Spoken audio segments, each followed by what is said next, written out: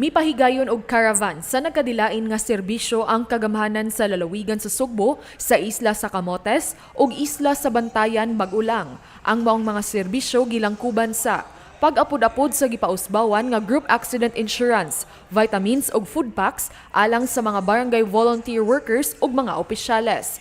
Pag-apod-apod sa mga financial assistance ngadto sa mga local government units ug mga binhi nga ilang magamit alang sa Sugbusog program. Kaniadtong Valentine's weekend, nagsugod si Gobernador Gwen Garcia pagpanghatag og mga vitamins ug food packs alang sa mga senior citizens ug ang pagpanghatag og mga assistive device ngadto sa mga persons with disabilities kon PWD didto sa isla sa Camotes. Pagkahuman niini, iya na usab giadto ang isla sa Bantayan bisan pa man sa hagit sa bagyong Auring niadtong Enero 17 aron sa paghatag sa maong mga serbisyo. Si Marife Ofyanga, usa ka barangay worker sa lungsod sa Santa Fe, nagkanayon nga bisan pa man sa dakong hagit nga ilang giatubang panahon sa pandemya. Ang gipausbawan nga GSIS Group Accident Insurance dako og ikatabang sa ilaha. Labi na kami mga health workers, mga tanod, kay mo na pinakaubos nga sweldo, so dili kaya mo nang nagpasalamat ni bisag unsa na ay naabot sa among ayuda, di kan migo. Og kay sayod si Gobernador Gwen Garcia sa hagit nga ilang giatubang, gihatagan usab sila og mga vitamins aron mapalig-on ang ilang resistensya ug mga food packs. Dili lang ang mga barangay worker ang gihatagan og GSIS insurance sa Kapitolyo. Apan karon, apil na usab ang mga konsehal, bisi mayor ug mayor sa lungsod. Kinisingkasing gud mi nga nagpasalamat ni Governor Gwen Garcia gud.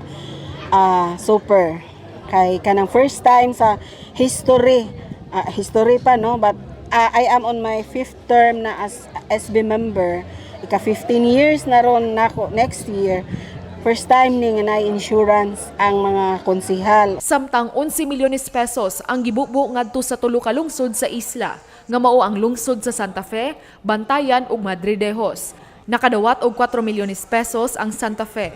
4 milyones pesos usab ang nadawat sa lungsod sa Bantayan ug 3 milyones pesos ang nadawat sa lungsod sa Madridejos. Ang mga kantidad ilang gamiton sa pagpundo sa ilang mga priority projects alang sa lungsod. Gidawat usab sa mga mayor ang mga binhi sa lain-laing mga utanon nga ilang magamit alang sa Sugbusog program. Wala usab kalimti ni Garcia ang mga lolo ug lola ug mga PWD. Ang mga senior citizen nakadawat og vitamins ug food pack nga adunay bugas ug mga dilata.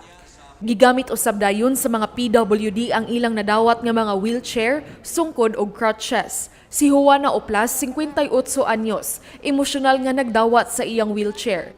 Si Juana nakahiagom og fracture sa iyang tuo nga paa, human siya nadalinas sulod sa ilang panimalay. Sawon ko sa plana. Nagpasalamat dito dato kang Gwen Garcia. Ang maong caravan ipahigayon usab sa uban pang mga distrito sa tibuok probinsya sa Sugbo aron matabangan ang kadtong mga hilabihan nga naglisod tungod sa pandemya. So kining tanan gihimo ni nato ug ako personalmente mukuyog gyud sa pag-apod-apod. Kay aron atong mabansiwag sa tibuok probinsya nga sa atong probinsya sa Sugbo kita ni focus na sa panginahanglan sa katawhan pagpabangon sa ekonomiya. Gipili nako nga kamo mao'y akong atimanon. Ang katawhan labaw sa tanan. Kung ang uban moingon siguro unta ang kinabuhi, moingon ko ang panginabuhi mo maghatag og kinabuhi. Paula Mendoza, Balita sa Sugbo.